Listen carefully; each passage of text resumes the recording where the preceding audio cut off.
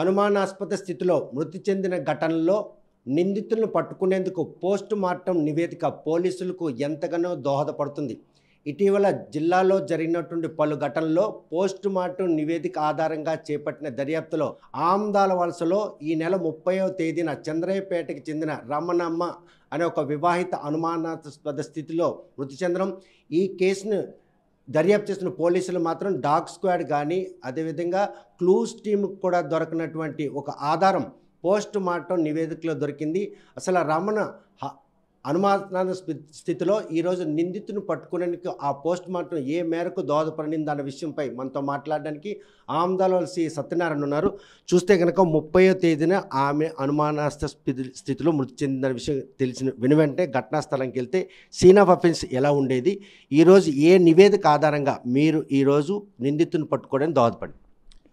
మనకి ఆగస్టు 30వ తేదీన ఆమ్దోల్ స్టేషన్ దగ్గరలోనే సుమారు 1/2 కిలోమీటర్ దూరంలోనే కోర్టు ఎదురుగా ఉన్న చంద్రయ్యపేట వీధిలో వీధి చివరి నుంచి రెండో ఇల్లు ఉండే ముత్తురాలది సేపాన రమణమ్మ అని మాకు ఇమీడియట్గా కాల్ రాగానే ఎస్ఐ గారు నేను కూడా వెంటనే సీన్ ఆఫ్ అఫెన్స్కి విజిట్ చేయడం జరిగింది.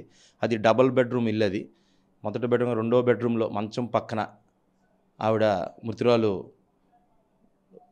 చనిపోయి పడి ఉన్నది. వెంటనే అది చూడడానికి ఒంటిపైన అనుమానాస్పదంగా ఎటువంటి మనకి గాయాలు కానీ అంత అనుమానం కలిగించే విధంగా ఎటువంటివి కూడా మనకు కనబడలేదు. అయినప్పటికీ కూడా కుటుంబ సభ్యులను కూడా మనం ఎగ్జామిన్ చేసినా కూడా వాళ్ళు కూడా ఆవిడకి ఇంతకుముందు హెల్త్ ఇష్యూస్ ఉన్నాయి, బీపీ, థైరాయిడ్, రకరకాల ఇష్యూస్ ఉన్నాయి. దానివల్ల ఏమైనా స్ట్రోక్ వచ్చి ఉండొచ్చు అని కూడా చెప్పడం వల్ల మేము కూడా మాకు కూడా పెద్ద ఆధారాలు ఏమి దొరకపోయేసరికి ఇమీడియట్గా మా జిల్లా హెడ్ క్వార్టర్లో ఉన్నటువంటి డాగ్ స్క్వాడ్ని, క్లూస్ టీంని అన్నింటి కూడా రప్పించడం జరిగింది. వాళ్ళు కూడా అక్కడ దొరికిన ఆధారాలన్నీ సేకరించినప్పటికీ కూడా మనకి సరైన కారణం, మరణ కారణం తెలుసుకోవడానికి సరైన ఆధారాలు అనేవి ఎటువంటి క్లూ కూడా వాటిలో కూడా మనకి రాలేదు.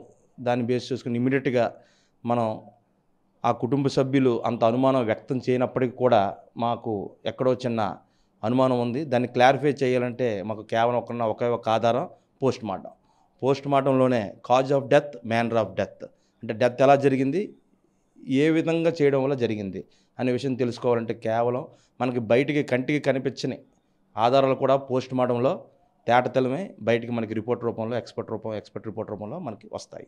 దాన్ని బేస్ చేసుకుని ఇమీడియట్గా ఆ సేపాన చంద్రమ్మ 45 years ఏజ్ ఆవిడ యొక్క డెడ్ బాడీని పోస్ట్ మార్టంకి మన రిమ్స్ ఫారెన్సిక్ డాక్టర్ హేమసుందర్ గారి దగ్గరికి పంపించి ఆయనతో మేము కూడా ఎప్పుడు కూడా ఐఓ ఫారెన్సిక్ మనకి డౌట్ఫుల్ డెత్స్ ఉండేటప్పుడు, ఆ డెత్ మీద అనుమానం ఉండేటప్పుడు ఐఓ అనేది ఫిజికల్గా పిఎం దగ్గర మనం పార్టిసిపేట్ చేస్తే మన డౌట్స్ అన్నీ కూడా క్లారిఫై అవుతాయి. మన ప్రెజెన్స్ అనేది అక్కడ ఉండాలి.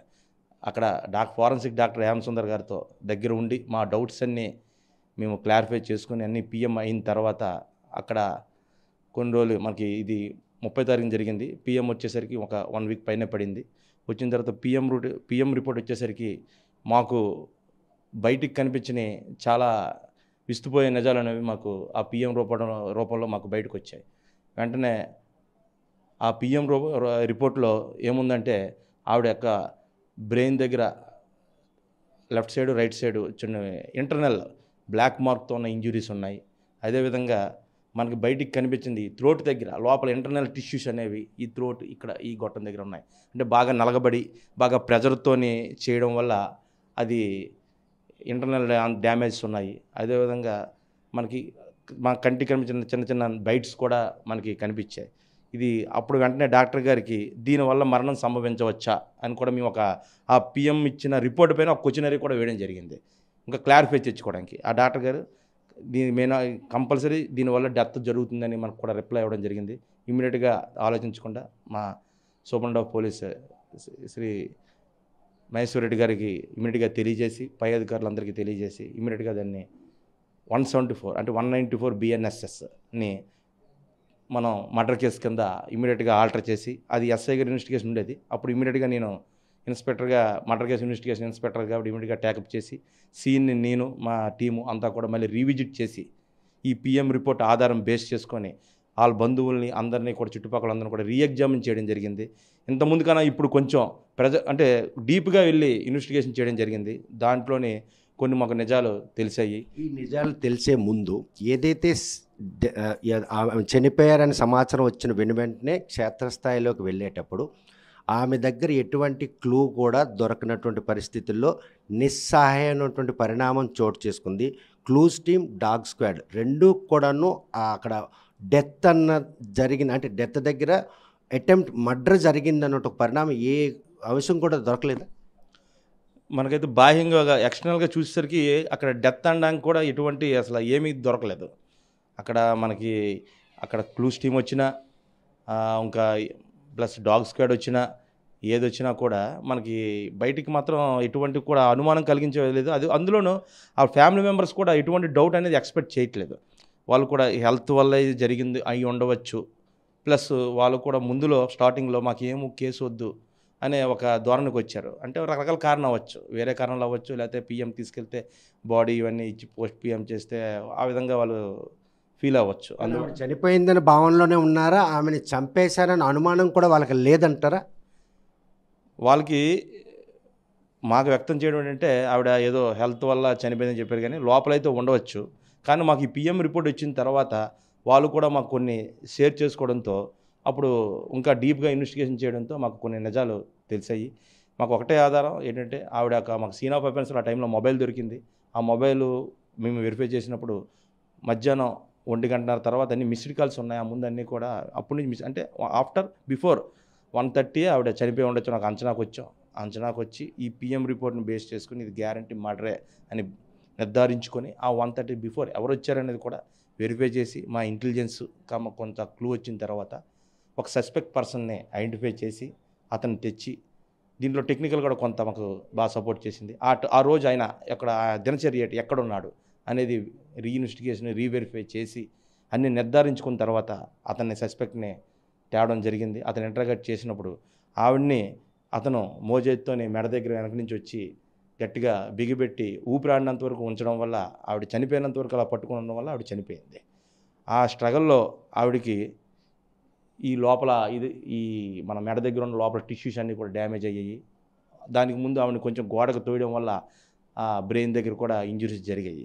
ఆయన చెప్పింది అందులోనూ ఆ ముద్దాయి యొక్క చేతికి కూడా వీటి నెయిల్ బైట్స్, అంటే ఈ మెడ నొక్కేటప్పుడు ఈవిడ ఒక గోర్లు అతని యొక్క చేతులకు కూడా ఇచ్చేయడం జరిగింది. దానివల్ల అతనికి కూడా ఆవిడ తాలూకు నెయిల్ బైట్స్ కూడా ఉన్నాయి. ఇవన్నీ మ్యాచ్ అయ్యాయి.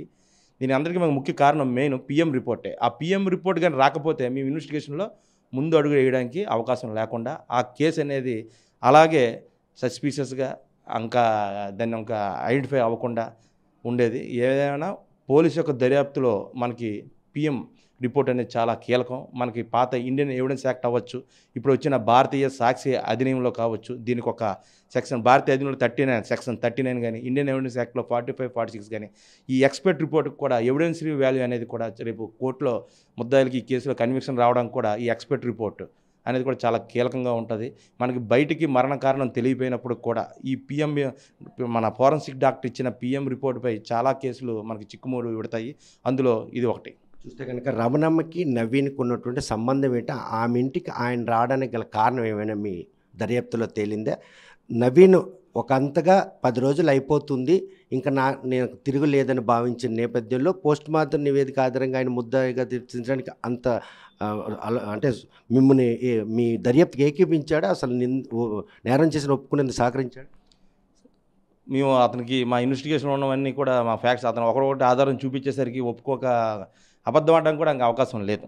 ఎందుకంటే ఆయన ఆవిడ ఇంటికి వెళ్ళడం, దీని ఏంటంటే ఇంకో మనం ఇంటర్నల్గా చూసేసరికి ఈ దర్యాప్తులో ఏంటంటే సేపాన రమణమ్మ అనేది ఆవిడ చనిపోయిన ఆవిడ ఆ ఇంటికి ఈ నవీన్ వస్తూ ఉంటాడు. ఈ వస్తూ దానిలో భాగంగా ఎవరో ఒక ఆయన నచ్చిన అమ్మాయిని తెచ్చుకోవడం, ఈవిడ షెల్టర్ ఇస్తూ ఉండేది. ఆ క్రమంలోనే వీళ్ళకి పరిచయం ఏర్పడి ఆ రోజు కూడా అలాగే వెళ్ళి ఆ క్రమంలోనే ఇంతకుముందు మనీ ట్రాన్సాక్షన్ కూడా వీళ్ళిద్దరికీ ఉంది. ఆ మనీ విషయంలో కూడా 20,000 రూపాయలు నవీను ఆ సేపాన్ రమణమ్మకి ఒక 4 months బ్యాక్ ఇచ్చినట్టు. ఈ మధ్యన ఆయన సరుబుజుల దగ్గర జంక్షన్లో చికెన్ షాప్ నడిపేవాడు. రోడ్ వైండింగ్లో కూడా చికెన్ షాప్ తీసేయడం, ఆయనకి కొంచెం జీవనం కొనసాగించడం కష్టమైన పరిస్థితుల్లో ఆవిడకి డబ్బులు అడిగితే నేను ఇవ్వను అనే ఒక డిస్కషన్ జరిగి ఆ టైంలో ఈయన కొంచెం డ్రింక్ చేసి కూడా ఉన్నాడు. ఆ టైంలో ఇచ్చేసి ఆవిడ్ని చంపడం జరిగింది. చంపిన వెంటనే ఆవిడ మెడలో ఉన్న పుస్తులతాడు, నల్లపూసలు, బీరువాలో ఉన్న వెండి, కొంత బంగారం అంతా పట్టుకెళ్ళి కొంత ఇంటి దగ్గర, కొంత బాలకొండ ముత్తూట్ ఫైనాన్స్లో, తర్వాత మన ఆమదోలస్లో కూడా ఒక షాప్లో ఇచ్చి తాకట్టు పెట్టడం జరిగింది. ఇవన్నీ కూడా రికవరీ చేసి అతన్ని ఒప్పుకున్న తర్వాత మళ్ళీ కన్ఫర్మ్ చేసుకోవడానికి ఇంకా మరింత కన్ఫర్మ్ చేసుకోవడానికి రికవరీ అయినప్పుడు ఇంకా మరింత కన్ఫర్మ్ అవుద్ది. ఆయన చెప్పిన విధంగా అన్నీ కూడా కరెక్ట్గా సరిపోయి మా ఇన్వెస్టిగేషన్ ఫ్యాక్ట్స్కి, టెక్నికల్ ఫ్యాక్ట్స్కి, పిఎం రిపోర్ట్కి, ఈ జరిగిన సంఘటనకి అన్నీ కూడా కరెక్ట్గా మ్యాచ్ అయ్యాయి కాబట్టి అతను ముద్దాయిగా నిర్ధారించి అతను అరెస్ట్ చేసి రిమాండ్కి పంపించడం జరిగింది. చూస్తే కనుక రమణమ్మ అనుమానాస్పద స్థితి మృతిలో మాత్రం ఈరోజు పిఎం రిపోర్ట్ ఎంతగానో దోహదపడింది. ఘటన జరిగిన వెంటనే చీకటైనా కూడా ఆ ఇంటికి వెళ్ళి పడేసరికి ఆమె నిర్జీవంగా పడుంది. ఇంట్లో ఎవరూ లేకపోవడంతో ఆమె ఒంటిపై ఉన్న గాయాలు, ఆమె అనారోగ్యంతో బాధపడుతుంది. అంటే బీపీ వచ్చి పడిపోయి మృతి చెందుతుందేమో అన్నటువంటి అనుమానాలు తలెత్తే క్లూజ్ టీము, అదేవిధంగా డాగ్ స్క్వాడ్కి కూడా చిక్కనటువంటి విస్మయం చెందే నిజాలు మాత్రం ఈరోజు పోస్ట్ మార్టం నివేదికలో బయటపడమే.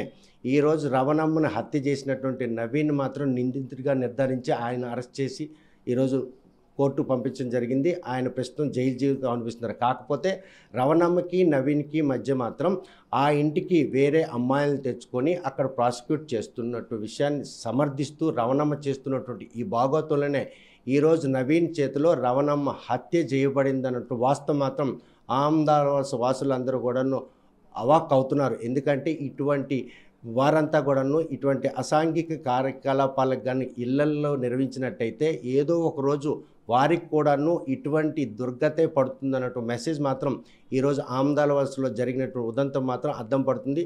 ఇటువంటి అగాత్యాలకు పాల్పడేవారు మాత్రం ఎక్కడ కూడా ఎటువంటి క్లూ కూడా విడిచిపెట్టకుండా జాగ్రత్త పడినప్పటికి కూడా పోస్ట్ మార్టం నివేదికలో మాత్రం నిందితులను పట్టుకోవడానికి ఎంతగానో దోహపడే పరిణామాలు శ్రీకాకుళంలో ఈ 2 ఘటనలు కూడాను మనకి అద్దం పడుతున్నాయి. నిందితులు ఎంత జాగ్రత్త పడినా పోలీసులకి, డాగ్ స్క్వాడు, అదేవిధంగా ఇది క్లూజ్ టీమ్కి దొరకని ఆధారాలు కూడాను పోస్ట్ మార్టం నివేదికలో దొరుకుతాయి. నిందితులు ఎట్టి పరిస్థితుల్లో శిక్షింపబడతారనడానికి తనకి ఇంక ఏమీ కాదని ధీమాగా బాహ్య ప్రపంచంలో తిరుగుతున్న నవీన్ అరెస్ట్ చేసే ఉదంతం మాత్రం ఆమదాలవలస పోలీసులకు పోస్ట్ మార్టం నివేదిక ఎంతగానో దోహదపడింది అనడంలో ఎటువంటి అతిశయోక్తి లేదు. ఆమదాలవలస నుండి వీడియో జర్నలిస్ట్ రామకృష్ణ, రవికుమార్లతో సత్యం, ఆర్టీవీ శ్రీకాకుళం. తెలుగులో న్యూస్ కి ఫాస్టెస్ట్ యాప్ ఇప్పుడు టోటల్లీ న్యూ అవతార్లో జస్ట్ 5 seconds లో కంప్లీట్ న్యూస్. సోషల్ మీడియాలో ట్రెండ్స్ కి one stop solution. Live TV app voice search option తో ఇప్పుడే డౌన్లోడ్ చేయండి లేదా అప్డేట్ అయిపోండి. యాప్ లింక్ డిస్క్రిప్షన్ లో ఉంది.